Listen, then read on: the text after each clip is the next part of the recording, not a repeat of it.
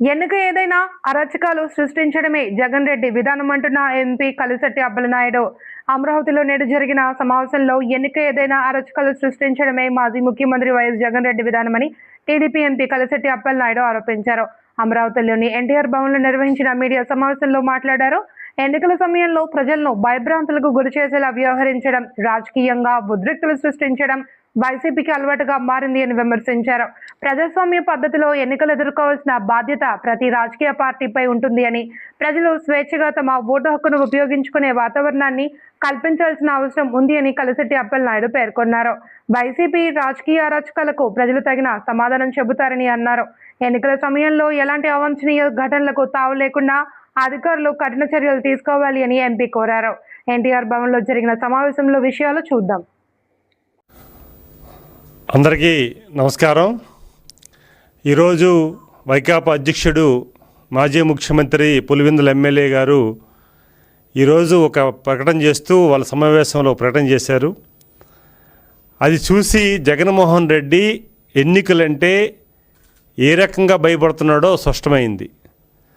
వారు చెప్తారు, స్థానిక సంస్థ ఎన్నికల్లో మీరు ఏకగ్రీవం ఇచ్చినా సరే, గెలకపోయినా సరే, ఖచ్చితంగా మీకు రానున్న ఎన్నికల్లో మీకు టికెట్ ఇవ్వమని వారు ప్రకటిస్తుంటే, స్థానిక సంస్థల ఎన్నికల్లో ఎలాంటి పరాభవం ఎదురవుతుందో వారికి ముందే అర్థమైంది.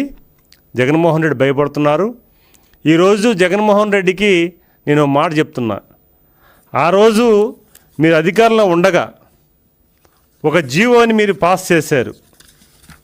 ఏకగ్రీయాలని ప్రోత్సహించే విధంగా అందరికి కూడా మేము ప్రోత్సహిస్తే ఒక జీవోని పాస్ చేసి ఏకగ్రీయాలు అయితే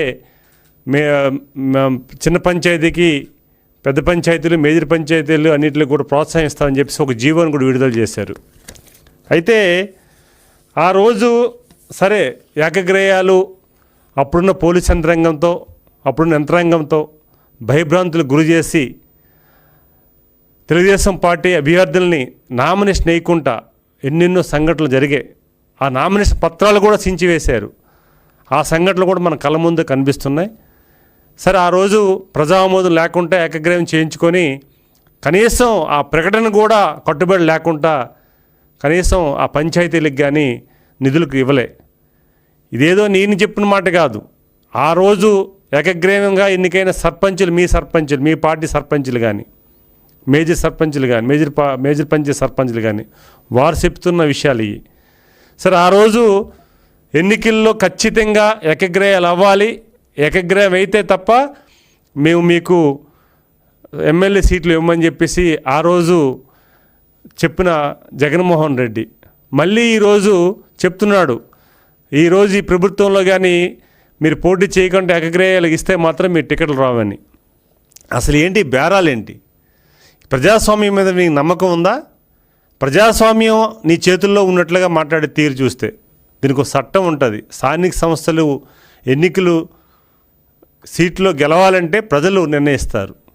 మొన్నను నీకు ఏ రకంగా ప్రజలు రిజల్ట్ ఇచ్చారో చూశారు. రేపు స్థానిక ఎన్నికల్లో కూడా ఖచ్చితంగా రిజల్టు ఎన్డీఏ కూటమి అభ్యర్థులకి బ్రహ్మాండ మెజార్టీ ఈ ప్రజలు ఇస్తారు. అది జరగబోతుంది. అయితే ఈ లోపున జగన్మోహన్ రెడ్డి ప్రకటన చూస్తే భయపడుతున్నాడనే విషయాన్ని స్పష్టమవుతుంది.